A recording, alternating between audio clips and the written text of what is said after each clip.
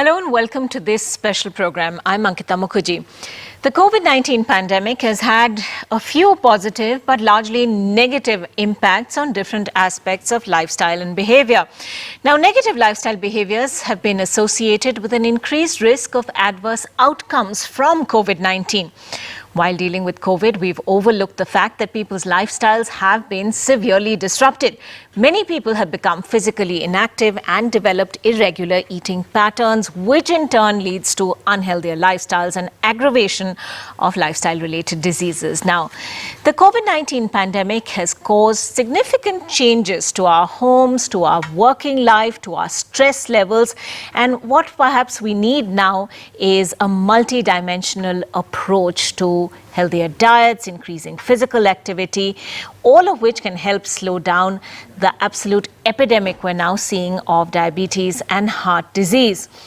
Beat Diabetes, Myths versus Facts is going to help you do exactly that. As always, we're joined by medical experts who are giving us their useful advice on leading a healthier life. Joining us on the program today, Dr. Vanlal Ruhai, MD, General Medicine, Assistant Professor, Department of Medicine, Zoram Medical College in Mizoram.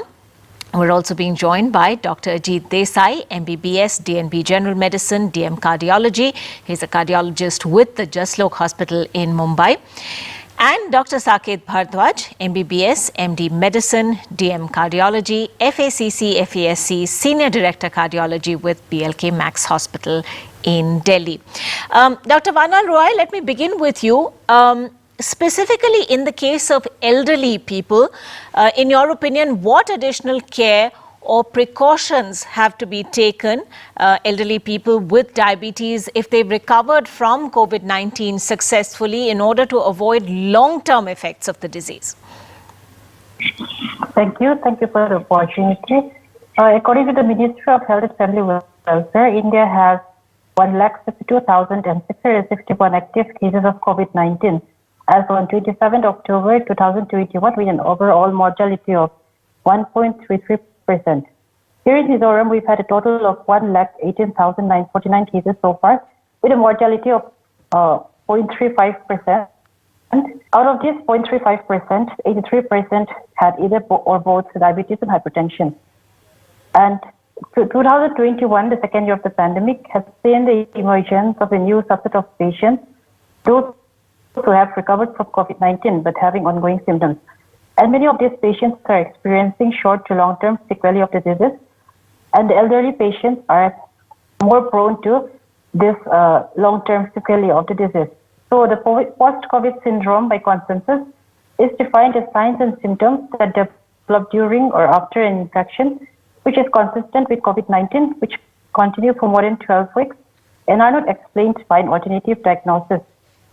Many of the lingering signs and symptoms are non-specific. Depending on the course of the acute illness, the patients may need close follow-up and monitoring. COVID-19 patients with dysglycemia during the course of their acute illness, they must maintain good glycemic control. In the presence of other comorbidities, close follow-up and monitoring must be done with the concerned specialty. So during this convalescence phase, the post-COVID patients, they must strictly maintain COVID-appropriate behavior. They should maintain a healthy lifestyle and healthy weight. They should follow healthy eating habits. Moderate intensity exercise may be practiced as tolerated by the individual and under the guidance of the treating physician. It is important to avoid alcohol and tobacco products, avoid self-medication, and with the help of the local physician, they can arrange for telemedicine contacts for follow-up. Vaccination for COVID-19 must be taken after 3 months post-recovery if not vaccinated prior. And all these things, if the post-COVID patient is made aware of the possible lingering signs and symptoms, he or she will be able to identify the alarming symptoms that need immediate medical attention, and hence they can avoid the long-term effects of the disease.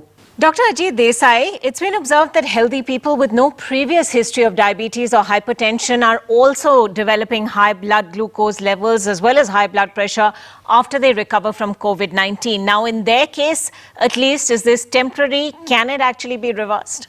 As you know, COVID infection is a stressful condition, and the inflammatory situation increases certain hormones which might increase the blood pressure. However, once this situation settles down, the blood pressure tends to come down to normal.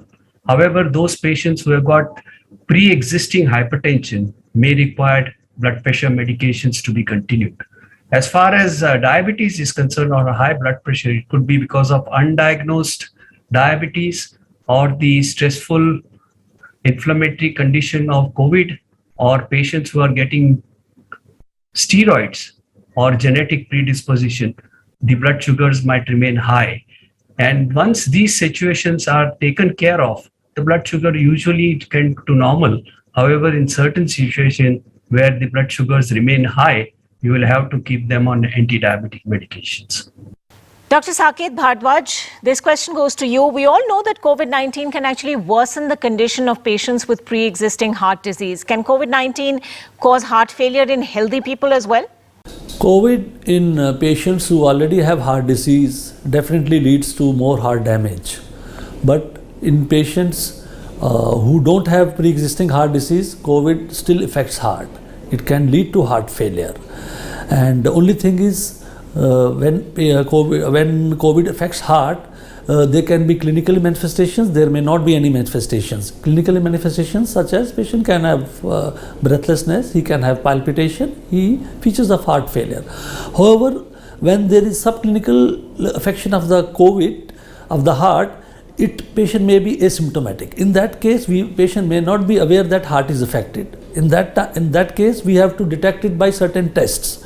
Those tests are like echo, MRI or TROP-I test. With these tests, one can detect whether patient's heart is involved in COVID even though there are no symptoms. And what is the implication of that? Because if heart is affected, there may be some fibrosis or some damage or scarring of the heart, which in long term can lead to heart failure or sudden cardiac death. So whenever there is suspicion of affection of the heart, what we do is we advise patient that after COVID, when there is heart involved, you should not do severe exercise for next 3 to 6 months.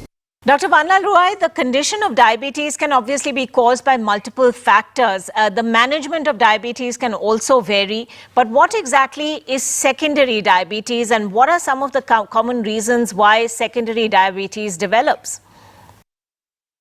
Secondary diabetes is a diabetic condition that develops after the destruction of the beta cells in the pancreatic islets and the induction of insulin resistance by an acquired disease. Insulin resistance may also be seen without destruction of the beta cells.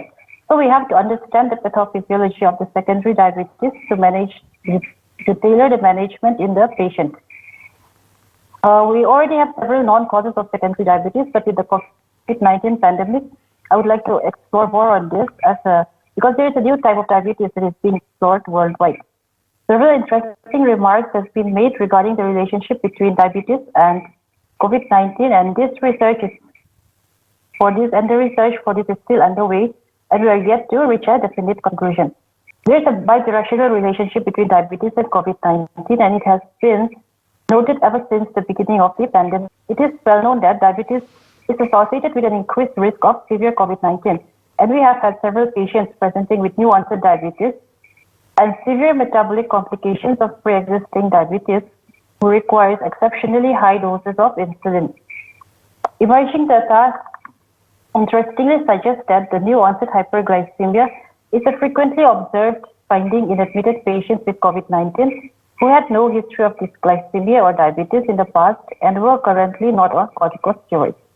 This entirety of new onset hyperglycemia in COVID-19 could be classified either as stress-induced hyperglycemia or a new onset diabetes, or it can be a hyperglycemia possibly related to the SARS-CoV-2 direct effect on the pancreas, hence the secondary diabetes. There have also been reports of significant increase in death in patients with new onset hyperglycemia without diabetes compared to patients with pre-existing diabetes. So we need to have a comprehensive understanding of the impact of COVID-19 on the risk of developing diabetes, because India is one of the hardest hit countries. Hence, we have large number of at-risk people for diabetes. And there are several other known causes of secondary diabetes. We can have the pancreatogenic diabetes.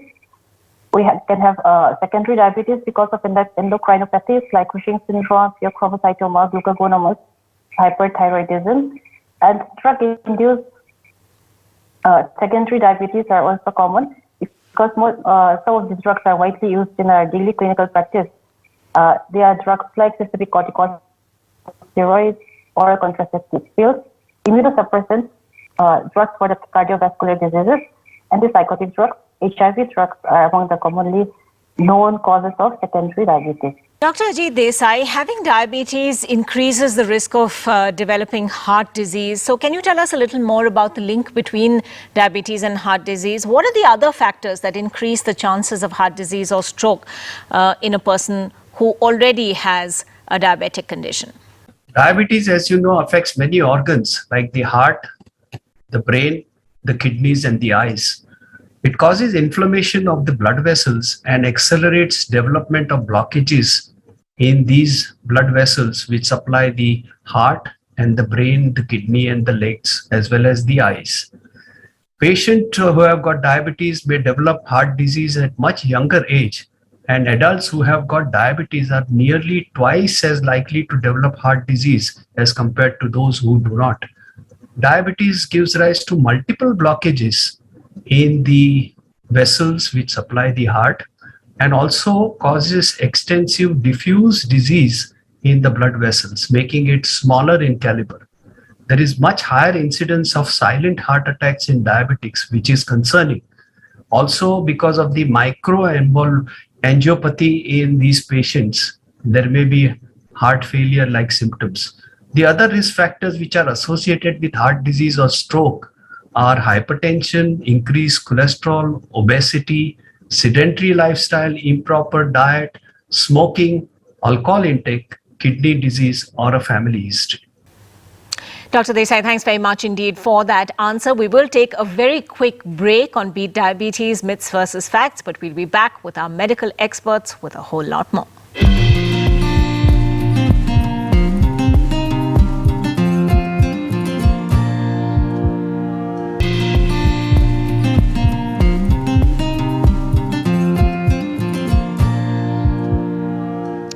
Dr. Saket Bhardwaj, estrogen has been seen to provide younger women protection against heart disease, but its production actually slows down as women progress towards menopause. Can estrogen replacement therapy help in these cases? Will it reduce the risk of heart disease for women who are on menopause? Estrogen does protect females against heart disease.